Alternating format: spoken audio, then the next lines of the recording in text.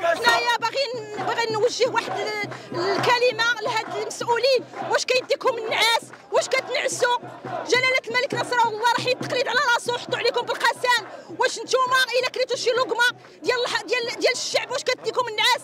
ابي هريره رضي الله عنه جابوا ليه لقمه وقالوا ليه راه حرام وبلع بانها حرام.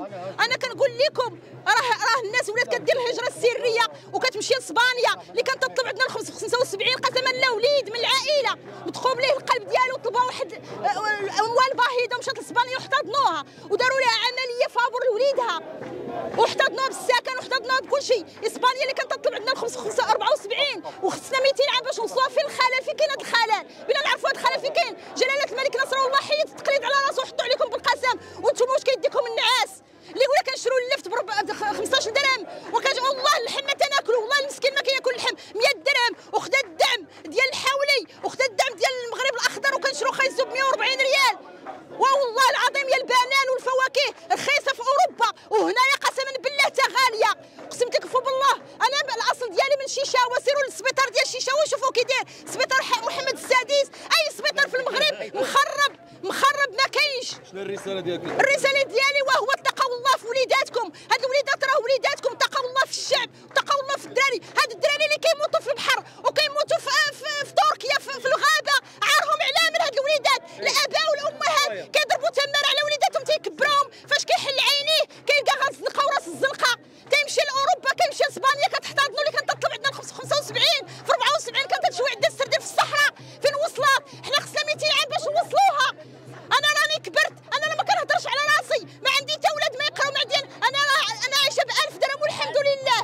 واش اللحم اللي شديتو الدعم وباقي ب 100 درهم حشومه وعار؟ واش كيديكم النعاس؟ بتنعرفوا واش كتنعسوا؟ واش عندكم شي ضمير؟ واش كيديكم النعاس؟ بتنعرفوا واش كتنعسوا؟ المطالب كما قلت ونعاود نقول مطالب اجتماعيه. الصحه، التعليم، الشغل.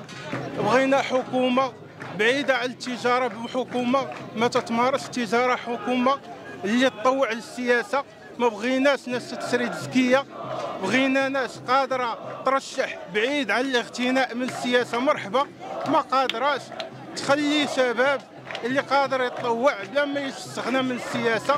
حنا بغينا الحكومه اللي غتجي تحررنا من الديون اللي غرقاتنا فيها هذه الحكومه هذه.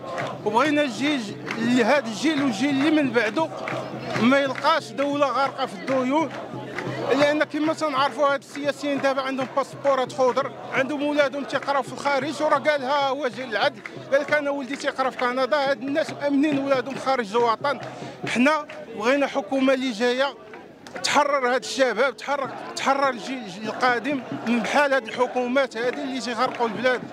اسمح لي هادشي اللي كاين في هذا الساعه. المتطلبات ديال شباب الزلزال 212 بحكم انها مشروعه وكتضمن الكرامه ديال المواطنين كافه ماشي غير الشباب ديال المغرب. فاش كندويو حنا اليوم على المتطلبات ديالنا محاربه الفساد وجوده التعليم وجوده الخدمات الصحيه فهي اشياء اللي مشروعه. اشياء اللي كتمثل متطلبات وطنيه باش اننا نزيدوا ببلادنا القدام. جوده التعليم فاش كنطالبوا بها ان الشباب ديال اليوم هما اللبنه وهما القدوه ديال الغد. هما اللي غادي يجروا الوطن ديالهم القدام. فاش كنقولوا جوده التعليم يعني جوده ديال المعيشه وجوده ديال الاطر ديال الغد. دونك مطالب بالنسبه لي مشروعه. مطالب ما خصناش نخونوا هاد الناس نقولوا عليهم انهم كيمثلوا او خونه ضد الملك ديالهم او حنا مع الملك ديالنا. حنا مع المؤسسات. التغيير خاص يكون من وسط المؤسسات ديالنا بطرق سلميه بالديمقراطيه باننا نوصلوا صوتنا بالطرق اللي مشروعه واللي كيكفلها القانون.